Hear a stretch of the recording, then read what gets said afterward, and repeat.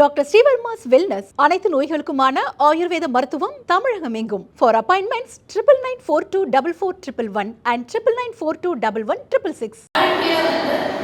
பொருளாதாரம், உங்களுடைய ஸ்கில்ஸ், இதுக்கு எல்லாத்துக்குமா உள்ள ஃபவுண்டேஷன் தான் கல்லூரி. ஸோ ப்ளஸ் டூ முடிச்சோட நல்ல ஒரு காலேஜ் சேர்றது எவ்வளோ இம்பார்ட்டன்ட்னா, அந்த காலேஜ் எஜுகேஷன், அந்த கல்லூரியில் இருக்கிற உங்களுக்கு கிடைக்கிற கல்வி, உங்களோட பர்சனாலிட்டி டெவலப்மெண்ட், உங்களோட ஸ்கில் டெவலப்மெண்ட், அதெல்லாம் தான் வந்து ஃப்யூச்சரில் வந்து உங்களோட வாழ்க்கை எப்படி இருக்குன்னு முடிவெடுக்கப்படும். ப்ளஸ் டூ நிறைய மார்க் வாங்காமல் இருப்பாங்க. கரெக்டாக எல்லாருக்கும் நல்ல மார்க் வேணும், 100% மார்க் வேணும், 90% மார்க் வேணும், அப்படி நினச்சி படிச்சிருந்தாலும் சில பேருக்கெல்லாம் மார்க் கம்மியாக இருக்கும். பட் அது வந்து ஒரு நெக்ஸ்ட் படிப்புக்கு வந்து உங்களுக்கு ஒரு தடையாக இருக்கக்கூடாது. நீங்கள் நினச்ச கோர்ஸ் கிடைக்கலனாலும் 2, 3, 4 கோர்ஸஸ் லிஸ்ட்டு வச்சுக்கோங்க. அந்த லிஸ்ட்டில் வந்து எது நெக்ஸ்ட் சூட்டபுளாக உங்களுக்கு கிடைக்கிறதோ அந்த சப்ஜெக்ட்டுக்கு நீங்கள் டிகிரி எடுக்கணும். ஃபர்தர் டிகிரி எடுத்தால் மட்டும் பத்தாது. நீங்கள் பிஏ இங்கிலீஷோ இல்லை ஒரு பிஎஸ்சி ஃபிசிக்ஸோ இல்லை பிஏ ஹிஸ்ட்ரியோ எடுத்தோ அந்த டிகிரி கையில் கிடைக்கிறது மட்டும் கிடையாது படிப்பு இல்லை கல்வின்றது.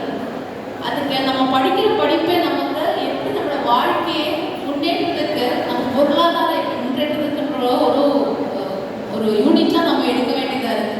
ஸோ இங்கே வந்திருக்கிற அனைத்து மாணவ மாணவிகளுக்கு என்னோட வேண்டுதல் என்னென்னா, நினச்ச சப்ஜெக்ட் கிடைக்கலனாலும் முடியும், நெக்ஸ்ட் ஆப்ஷன் என்ன, அந்த மாதிரி ஒரு லிஸ்ட் வச்சுக்கோங்க. எனக்கு ஃபஸ்ட்டு இதான் பிடிக்கும், இது கிடைக்கலையா, நெக்ஸ்ட்டு நான் இது படிக்கிறேன், அது கிடைக்கலையா, நெக்ஸ்ட் நான் இது படிக்கிறேன் அப்படின்ற ஒரு பிளான் ஆஃப் ஆக்ஷன் வேணும் உங்களுக்கு எல்லாருக்கும். ஏன்னா சில டைமில் நம்ம நினச்சது நமக்கு கிடைக்கணும்னு இல்லை, அதனால நம்ம படிப்பை விடக்கூடாது. அதனால நம்ம வந்து சங்கடப்பட்டு எனக்கு இது கிடைக்கலையா, நான் அடுத்த வருஷம் பார்த்துக்கிறேன் அப்படின்ற ஒரு சூழ்நிலைக்கு போகக்கூடாது. எந்தெந்த சப்ஜெக்ட்ஸில் வந்து உங்களுக்கு விருப்பம் இருக்கோ, என்னென்ன வந்து படிக்கணும்னு ஆசை இருக்கோ, அந்த ஒரு லிஸ்ட்டு செய்யுங்க. லிஸ்ட்டுக்கு ஏற்ற மாதிரி ஒன்றுனா டிக் பண்ணிட்டு போங்க. நீங்கள் அட்மிஷன் கிடைச்சா அதோடு இருக்காது, பரீட்சை பாஸ் ஆகிறதோ ஃபஸ்ட் கிளாஸ் வாங்குறதோ மட்டும் இல்லை கல்வி.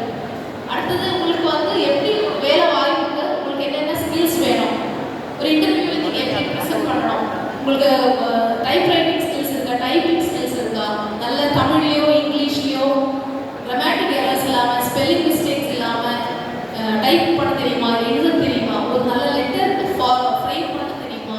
இப்போ நீங்களே ஒரு சிவி ப்ரிப்பேர் பண்ணாங்கன்னா எல்லாரும் என்ன பண்ணுறாங்க, பக்கத்தில் இருக்கிற கடையில் போய் தான் பண்ணுறாங்க.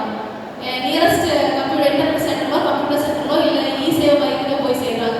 அப்படி இல்லாமல் சொந்தமாக ஒரு சிவி ப்ரிப்பேர் பண்ணேன், நான் வந்து ஒரு வேலைக்கு போனால் என்னுடைய திறமைகள் என்ன என்ற உங்களாலே சொல்ல தெரியணும். அது பேப்பரில் நீட்டாக எழுதி இன்னொருக்கு கொடுத்தது தான் என் தகுதிகள், நான் இந்த மாதிரி எனக்கு திறமை இருக்குது, நான் இந்த ஸ்கில்ஸ் எல்லாம் வச்சுருக்கேன் அப்படின்னு நீங்கள் உங்களால் எழுத முடியும். நீங்கள் டீச்சர்ஸோட ஹெல்ப் எடுக்கலாம், பட் மொத்தமாக அவங்க எழுதி கொடுக்குற மாதிரி வைக்கக்கூடாது. ஸோ அதனால் படிப்பு, கல்வி, காலேஜ் எஜுகேஷன் முடிச்சுட்டு அடுத்த வேலைக்காக உங்களோட சொந்த காரில் இண்டிபெண்ட்டாக நிற்கிறதுக்குள்ள பேஸ் தான் கல்லூரி எஜுகேஷன், காலேஜ் எஜுகேஷன். ஸோ அந்த